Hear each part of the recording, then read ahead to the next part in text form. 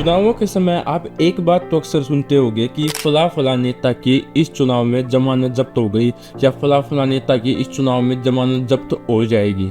लेकिन क्या आप जानते हैं कि जमानत जब्त का एक्चुअल में मतलब क्या होता है? तो आइए ये जानते हैं। जब कोई नेता चुनाव लड़ने के लिए नामांकन भरता है तो उसे उसके लिए एक राशि जमा करानी पड़ती है जिसे जमानत राशि कहा जाता है। विधानसभा चुनाव के लिए ये राशि 10,000 रुपये है और लोकसभा चुनाव के लिए ये राशि 25,000 रुपये है। SC/ST कैटेगरी के लिए ये अमाउंट आधी है। जमानत राशि का जो प्रावधान है वो 1951 में लागू किए गए रिप्रेजेंटेशन ऑफ पीपल एक्ट 1951 के तहत किया गया था। इसके लागू करने के पीछे कई कारण थे।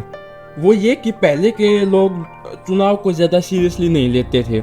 ऐसे ही कोई भी चुनाव लड़ने लग जाता था जिससे इलेक्शन कमीशन पर बेवजह का ज़्यादा खर्चा आता था। तो केवल चुनावों में सीरियस नेता ही चुनाव लड़ें और आम लोग चुनावों को गंभीरता से लें, इसलिए चुनावों में जमानत राशि का जो प्रावधान है वो लागू किया गया। अब जमानत जब्त का मतलब समझते हैं। जब एक नेता अपने क्षेत्र से चुनाव लड़ता है और चुनाव परिणाम के बाद अगर उसे उस क्षेत्र में पड़े कुल वोटों का 16.67% या फिर 1/6वां हिस्सा अगर उसे वोट्स का नहीं मिलता है तो उसने जो जमानत राशि जमा कराई थी वो उसकी जब्त कर ली जाती है।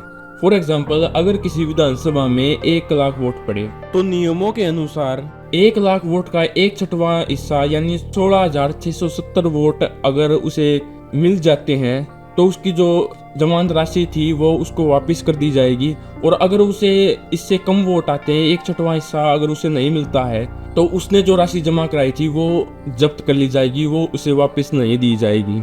कुछ केसेस में जमानत राशि वापस भी दी जा सकती है, जैसे अगर वो नेता चुनाव जीत जाता है, बेशक उसे कुल वोटों का 16.67% या 1/6वां हिस्सा अगर उसे नहीं मिलता है, लेकिन वो चुनाव जीत जाता है तो उसे उसकी जमानत राशि वापस कर दी जाएगी। अगर किसी कारण से चुनाव रद्द हो जाता है या चुनाव से पहले वह नेता मर जाता है तो इन सब केसेस में उसकी जो जमानत राशि है वो उसे वापस दे दी जाएगी।